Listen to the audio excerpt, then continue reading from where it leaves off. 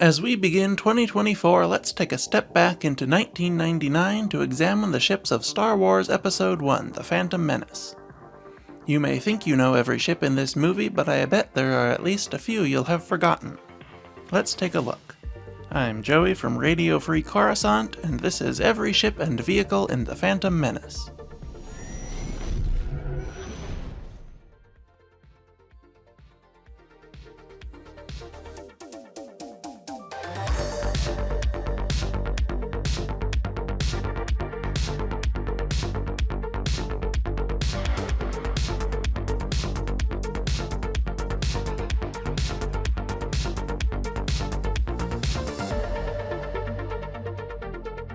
The film starts with the Radiant 7, a Corellian Engineering Corporation Consular-class cruiser. This ship is an homage and predecessor to the first ship in all of Star Wars, a CR-90 corvette named the Tantive 4. The Radiant 7 arrives at Naboo, which is encircled by a fleet of Trade Federation LH-3210 Lucrehulk-class cargo freighters built by Horsch Kessel Drive Incorporated. However, unbeknownst to the Jedi and the crew of the Radiant 7, some of these have secretly been converted into the first Lucrehulk-class battleships. However, the ship they land aboard, the Soc-Ak, is not one of them. Aboard the Soc-Ak, we meet the variable geometry self-propelled battle droid Mark I, better known as the Vulture droid. These Heor Chal Engineering Corporation droids are technically not spaceships, but I don't care and neither do you. Also, I've always found it funny how when the Radiant 7 arrives in the hangar, it looks like the Vulture droids are just wandering around in there. What are they doing? Do they just hang out? Anyway, after discussing the matter with Darth Sidious, the arrival of the Radiant 7, not the Vulture droids, the Viceroy Nute Gunray orders the Radiant 7 to be destroyed by a defensive turret in the hangar. Qui-Gon and Obi-Wan escape to the main hangar, where they discover several Bactoid Armor Workshop, multi-troop transports, and armored assault tank Mark 1s, as well as a Heor Chal Engineering C-9979 landing craft. We will not see this many in the film, but the Lucrehulk is capable of carrying 50 C-9979s, 550 MTTs, 6,520 AATs, 1,500 Vulture droids, and 1,500 of the Platoon-aTAC craft, which we have not encountered yet. Our Jedi stow away aboard a couple of landing craft, and the Trade Federation invasion begins. I count at least 28 C-9979s, each hauling 11 MTTs and 114 AATs to the surface. On the ground, they are protected by a squad of battle droids on single-trooper aerial platform speeder bikes. We briefly see a couple of the aforementioned Platoon-aTAC craft in the background as well. The Jedi meet the illustrious Jar Jar Binks, who takes them to the hidden city of Otoh Gunga. There they negotiate the rental of a tri-bubble bongo submarine built by the Otoh Gunga Bonkamen Cooperative. Meanwhile, the Trade Federation invasion force arrives at Theed, the capital of Naboo. It contains nothing we haven't seen yet, but it is soon met in the city by Viceroy Gunray aboard the Lapis Cutter, his personal Sheathipede-class shuttle. He arrests Queen Amidala and her entourage, but they are swiftly rescued by the Jedi. They move to the Royal Palace hangar, where they find the Queen's yacht, a J-Type 327 Nubian starship. Also in the hangar are a squadron of Naboo N-1 starfighters, which we'll see more of later. They board the J-Type and run the Trade Federation blockade.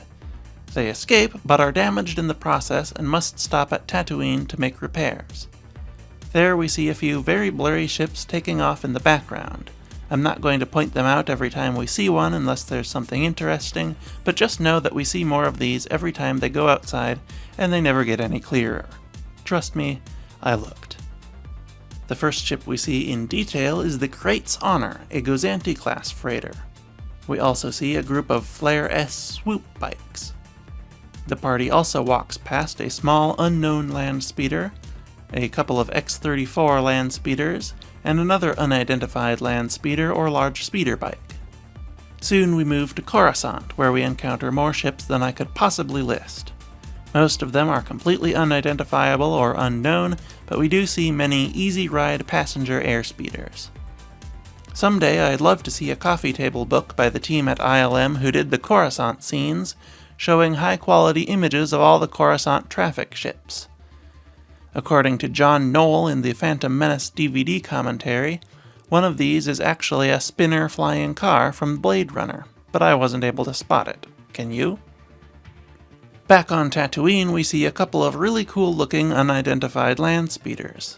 The one on the right looks like an old muscle car of some kind, while the one in the center reminds me of the executive shuttle from Star Trek: The Undiscovered Country. Another X-34 drives by in the background.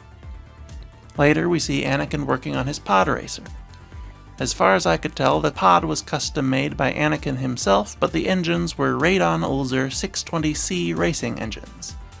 Though I can't imagine a 9-year-old being able to manufacture something with these complex organic curves.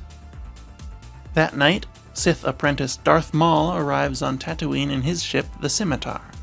This is a heavily modified Republic Sinar Systems Star Courier. The Star Courier was a very rare transport designed for diplomats and businessmen to travel through dangerous areas. The Scimitar was specially commissioned by Darth Sidious to include more powerful weapons and a cloaking device, one of the smallest ever made.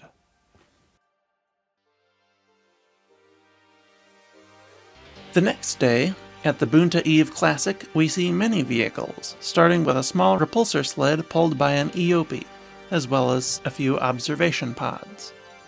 We then get our first look at the other pod racers, and there are a lot of them. Ben Quadineros flew a rented Balta Trabant BT-310 Quadra. Neva Key flew a Farwan and Glot FG-8T8T.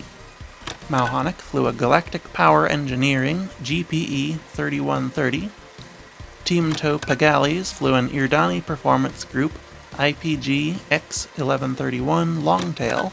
Ebe E. Endicott flew a custom racer based on Jack Racing J930-8 engines. Elan Mack flew a custom racer based on Kurtab KRT-410C engines. Clegg Holdfast flew a Kaisar Volvec 9T9B Wasp.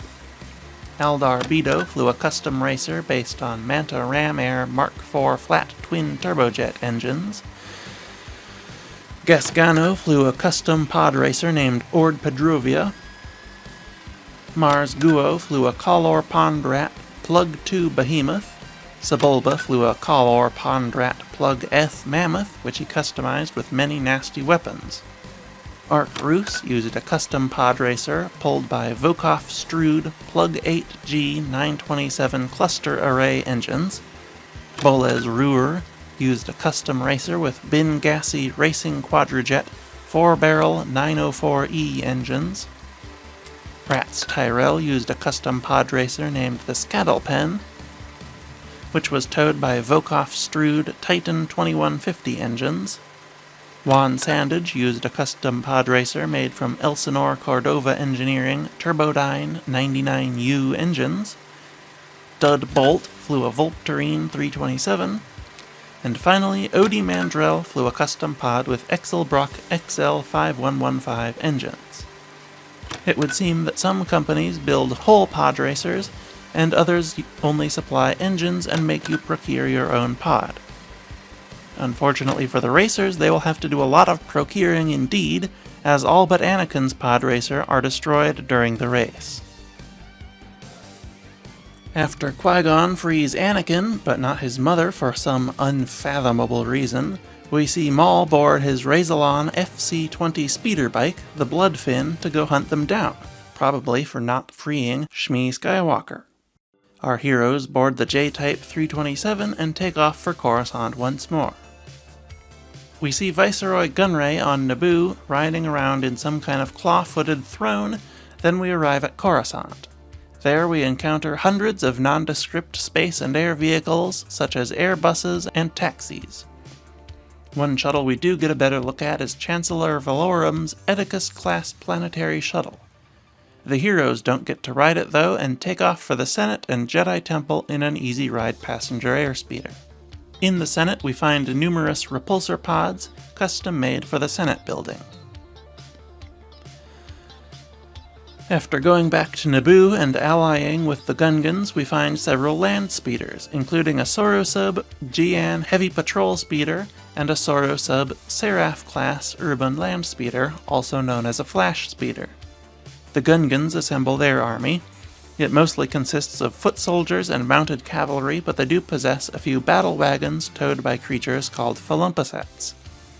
They are quickly met in battle by the droid army, providing a diversion for our heroes to sneak into Theed. They clear the hangar to allow the Naboo pilots to board their N-1 starfighters and fly out to battle the Trade Federation Navy. Before our heroes can move on from the hangar, they discover Darth Maul has tracked them there. I can't legally make a video about the Phantom Menace without including a shot of him igniting his lightsaber, so here it is.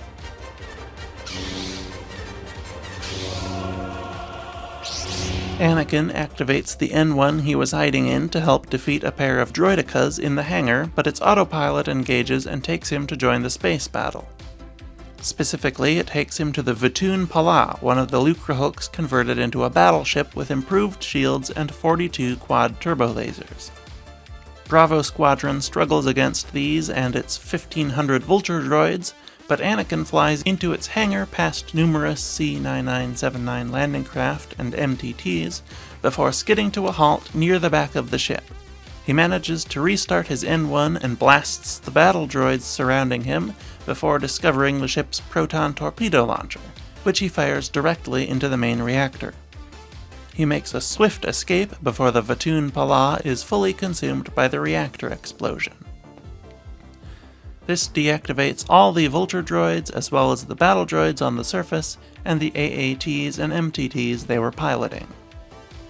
Sometime later, Supreme Chancellor Palpatine and his delegation arrive at Naboo to celebrate this victory in a CSS-1 Corellian star shuttle named the Perpetuous. Somehow, despite how cool the ship looks, this is its only canon appearance. Technically, the Crimson Corsairs ship in The Force Awakens and Resistance is supposedly a modified CSS-1, but look at it. No, it isn't. They don't even share a single physical feature. It does appear, for real, in the teaser for the game Star Wars Eclipse, but I am not holding out hope for that game to ever be made, or for the CSS-1 to actually be in it if it is. The Legends continuity doesn't feature it heavily either, with just a couple of brief comic appearances in the Stark Hyperspace War. Finally, Bravo Squadron flies over the victory celebration in their N-1s, and the film ends. I hope you enjoyed this breakdown of the ships and vehicles of the Phantom Menace. Let me know in the comments which was your favorite, and if there were any here that you didn't notice before or that I missed. Anyway, Happy New Year, and I'll see you next week. RFC, out.